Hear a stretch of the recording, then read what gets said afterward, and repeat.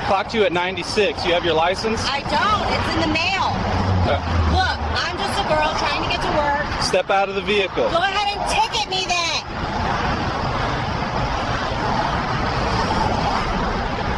It's a bright August morning on Gandy Boulevard in Florida, the kind of day where heat shimmers off the asphalt and most drivers are sensible enough to respect the speed limit.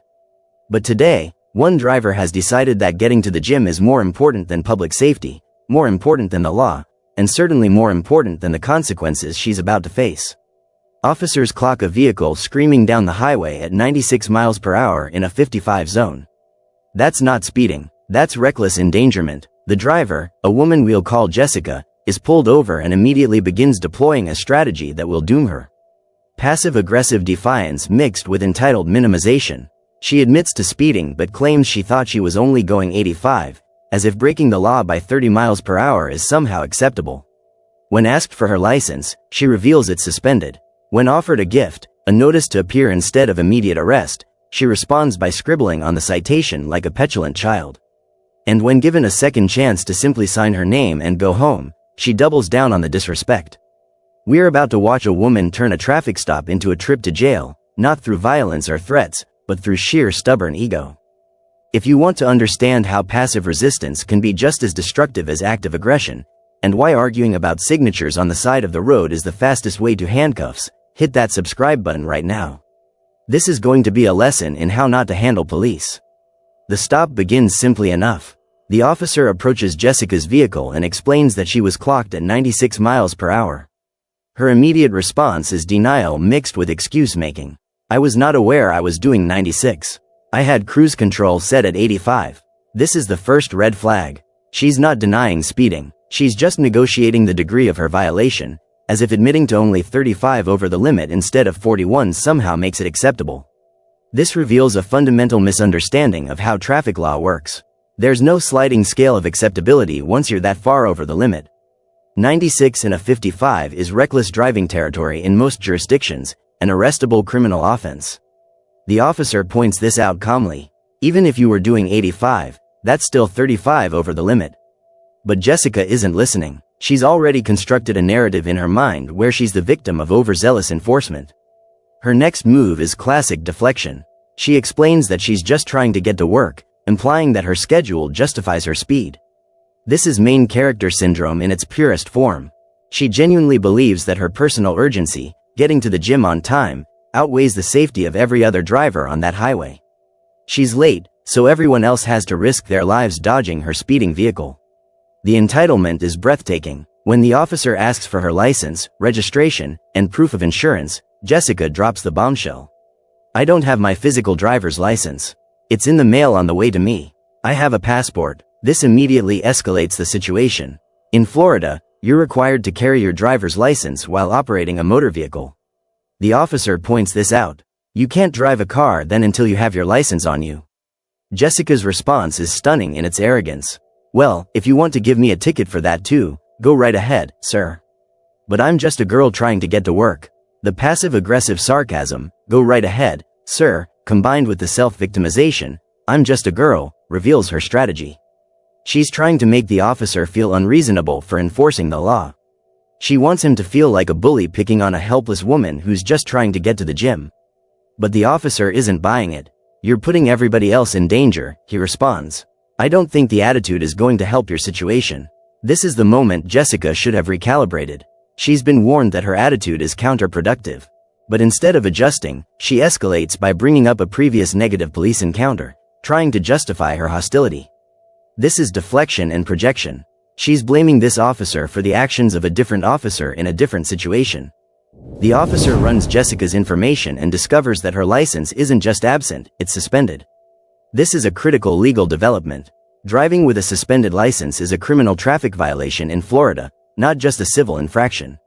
It's arrestable. Combined with the extreme speeding, the officer now has legal grounds to arrest Jessica on the spot, impound her vehicle, and take her to jail. But he doesn't. Instead, he chooses the path of leniency. He decides to issue her a notice to appear, which is essentially an arrest on paper. He's saying I'm technically arresting you, but I'm releasing you right here on your own recognizance, provided you promise to show up to court. This is a gift. It's the legal equivalent of a get-out-of-jail-free card. Jessica can drive home with her wife, who has a valid license, avoid the humiliation and expense of booking, and handle this in court later. All she has to do is accept it. But before she can receive this gift, the officer needs to complete the paperwork. And this is where Jessica makes her first catastrophic miscalculation. The officer orders her to step out of the vehicle and come to the back of her car. Jessica immediately resists. Why? She demands. Why do I need to get out of the car? This question, repeated multiple times, reveals her fundamental misunderstanding of her rights during a traffic stop.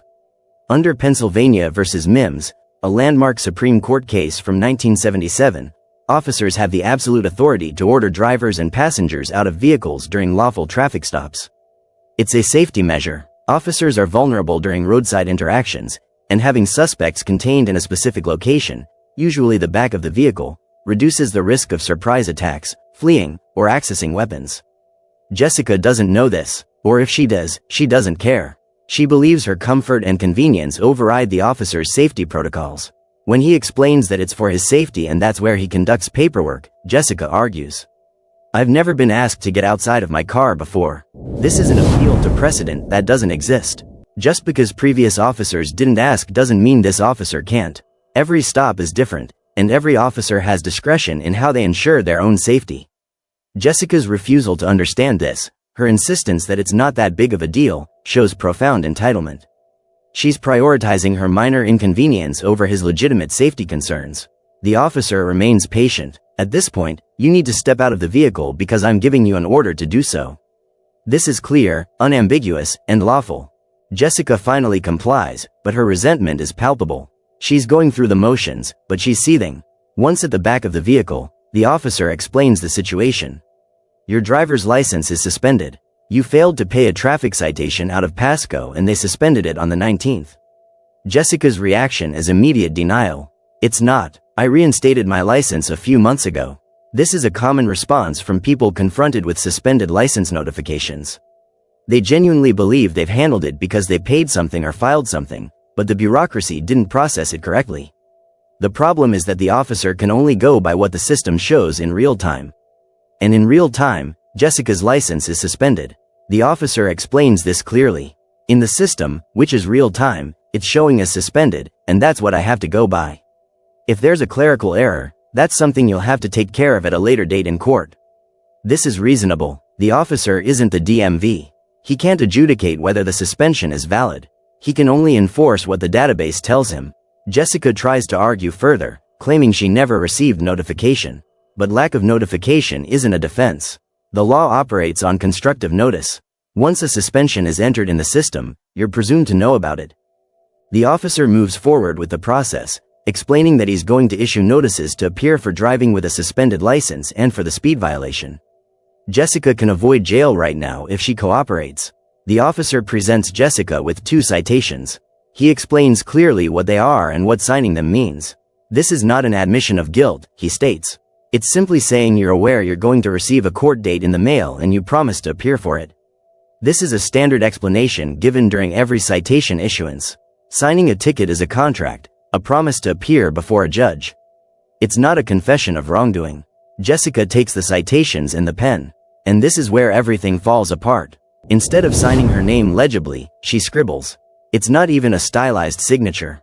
It's deliberate defacement, a mess of lines that looks like a toddler's doodle. The officer looks at it and immediately rejects it. I'm going to go ahead and crumple these up and print out a new copy, he says. If you don't appropriately sign the citations, ma'am, I will be forced to make a physical arrest. This is the warning. He's giving her a second chance. He's explicitly telling her the consequence of continued non-compliance. But Jessica doesn't hear it as a warning. She hears it as a challenge. She responds with defiance. You physically saw me sign those, correct? Anything from pen to paper you physically see me sign, that is my signature. It does not have to be legible. This is a fascinatingly twisted interpretation of what constitutes a signature. Legally, a signature is a mark made with the intent to authenticate a document. While it's true that not all signatures are legible, and some people sign with an X or a symbol, the key element is intent. A signature must be made in good faith as an acknowledgement of the document. Jessica's scribble was not made in good faith. It was made in contempt. It was a visual middle finger to the officer and the legal process. She's essentially saying, I'll put pen to paper because you're forcing me to, but I'm going to make it as disrespectful as possible. The officer understands this. He's not going to accept a scribble made in anger as a valid signature because it defeats the entire purpose of the notice to appear. The NTA system only works if there's a genuine agreement that the defendant will appear in court. A contemptuous scribble isn't an agreement. It's a rejection. So the officer crumples the first set of citations, prints new ones, and gives Jessica one more chance. He explains again that the signature needs to match how she signs her driver's license, that it's not an admission of guilt, and that if she refuses, she'll be arrested. Jessica's response is to ask if he wants to see her actual signature. This is sarcasm. She's mocking him, and then she scribbles again. This time, there's no ambiguity. She's deliberately defying a lawful order. The officer has no choice left. Go ahead and turn around, he says. Hands behind your back. The moment the officer reaches for the handcuffs, Jessica's demeanor changes completely. The passive-aggressive defiance evaporates, replaced by panic. I'm not, she says, pulling away. Stop, stop, stop. The officer radios for backup. I need a cage cruiser. Female being uncooperative, Jessica starts begging. Please, please, please. She yells to her wife in the car. Please, baby. This sudden shift from arrogance to desperation is typical of people who've never faced real consequences before. Until the metal touches her wrists, the interaction felt theoretical to her. She thought she was just engaging in a battle of wills, a semantic argument about what constitutes a valid signature. She didn't actually believe the officer would follow through on his threat to arrest her. This reveals a fundamental misunderstanding of how law enforcement works. Officers operate on a binary system: compliance or enforcement. There's no middle ground for sarcastic scribbling. When Jessica refused to sign the citations properly, she rejected the substitute for arrest. So the officer defaulted to the arrest itself. As backup arrives and Jessica is placed in handcuffs, she's screaming, I signed it, please. They're making a big deal out of this. But she's lying to herself. She didn't sign it, she scribbled, and she did it deliberately after being warned of the exact consequence. Her arrest isn't the officer making a big deal out of nothing. It's her making a bad decision and facing the predictable result. Jessica's wife, who has been sitting in the passenger seat watching this unfold, is understandably distressed. She tries to intervene earlier, but the officer keeps her in the car for safety reasons. This is standard protocol. During a traffic stop, especially one that's escalating, officers don't allow multiple people to wander around on the side of a busy highway. It's a safety issue for everyone involved. When the arrest happens, the wife is crying and trying to understand what went wrong. The officer remains professional, explaining clearly. She scribbled all over the citations. I cannot release her on a citation if she won't sign it properly. This is the administrative necessity of the arrest. The system requires a guarantee that the defendant will face justice. That guarantee is usually a signature on a notice to appear. Without it, the guarantee becomes physical custody. The wife asks if Jessica is going to be held. The officer reassures her that it will be a walk-through booking, meaning Jessica will be processed and likely released on bond relatively quickly. This shows that the officer isn't being punitive. He's not trying to ruin Jessica's life. He's simply following the procedural requirements of the law. He gave Jessica every opportunity to avoid this outcome. She chose not to take it. Let's analyze the psychology behind Jessica's self-destructive behavior. Why would someone, when given a clear choice between signing a piece of paper and going to jail, choose jail? The answer lies in ego and perceived control. Jessica felt powerless from the moment the officer pulled her over. She lost control of her speed, her morning plans, her ability to just go to the gym. When asked to step out of the car, she lost control of her physical space. When told her license was suspended, she lost control of the narrative that she'd handled it. By the time she was presented with the citations, she was desperate to regain some sense of agency. The scribble was her way of saying, you can make me sign, but you can't make me do it the way you want. It was a micro-rebellion, a tiny act of defiance that gave her a fleeting sense of power. But it was also profoundly stupid. She sacrificed her freedom for the satisfaction of annoying an officer. She traded a morning workout for a morning in booking. And she did it because her ego wouldn't allow her to simply comply. This is the sunk cost fallacy of defiance. Once she'd scribbled the first time, admitting it was wrong and signing properly felt like submission, like defeat. So she doubled down, even though doubling down guaranteed her arrest. The legal concept of a notice to appear is worth exploring because it's central to understanding why Jessica's arrest was not only justified but necessary. An NTA is a prosecutorial tool that allows officers to issue criminal charges without making a physical arrest. It's used for less serious offenses where the defendant isn't considered a flight risk or a danger to the community. By signing an NTA, the defendant is essentially promising to appear in court on a specified date. If they fail to appear, a warrant is issued for their arrest. The system only works if the signature is genuine and the promise is real. If defendants could scribble nonsense on NTAs and walk away, the entire system would collapse. Officers would have no way to ensure court appearance short of arresting everyone for every violation.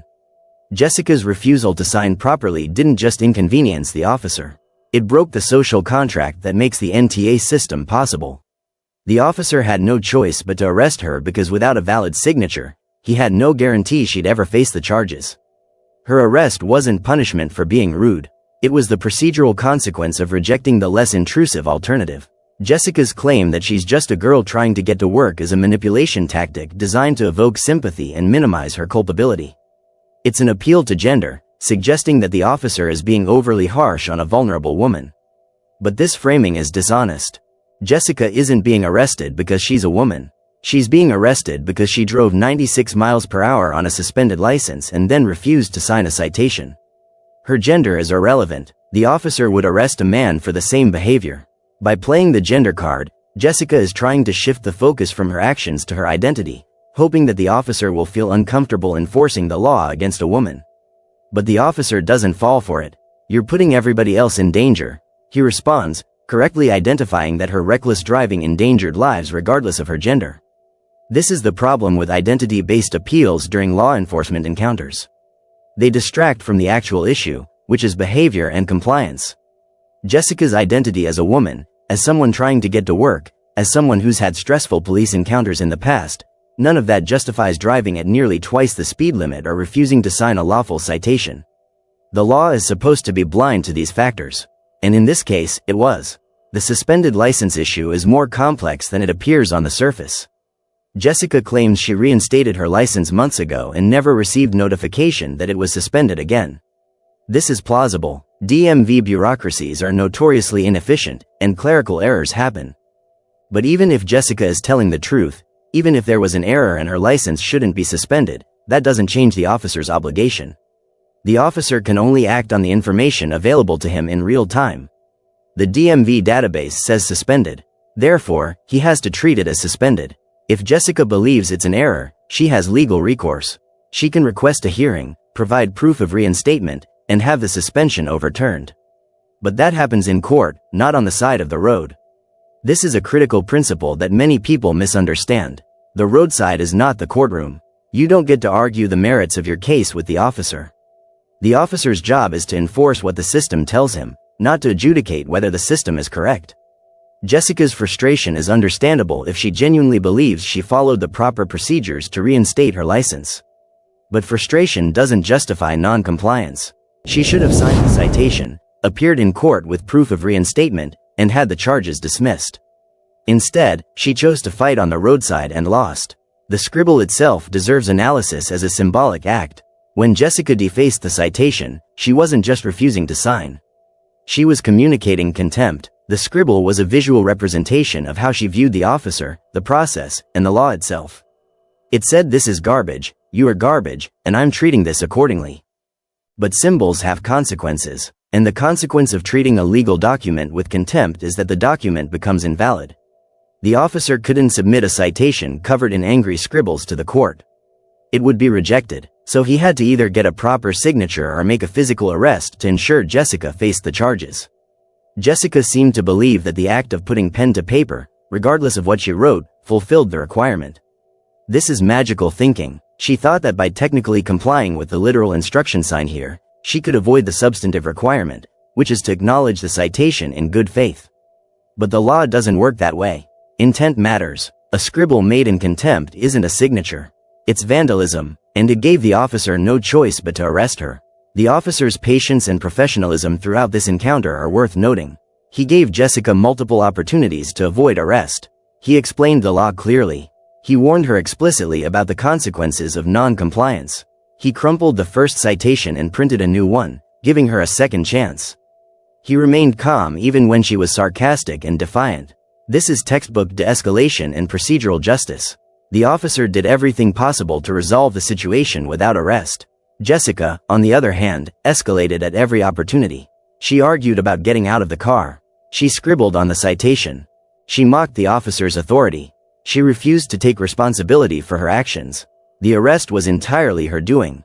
Some people watching this footage will criticize the officer for being too rigid, for arresting someone over a signature. But that criticism misses the point. The signature isn't just a formality.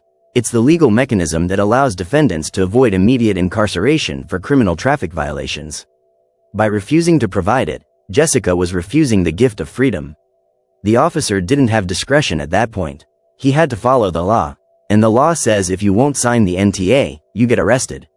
Jessica's statement, "All I wanted to do was go work out this morning," encapsulates the entire problem with her mindset. She's framing her arrest as an interruption to her personal plans rather than the consequence of her criminal behavior. She drove 96 miles per hour in a 55 zone. That's not a minor mistake. It's reckless endangerment. She did it on a suspended license, which is a criminal offense.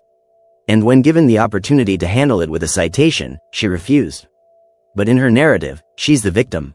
The gym workout was the priority. Everything else, the law, the safety of other drivers, the officer's authority, was just an inconvenience getting in the way of her morning routine. This is main character syndrome in its purest form. Jessica views the world as revolving around her needs and desires. Other people are NPCs in her story, obstacles to overcome or ignore. The officer isn't the human being doing a difficult job.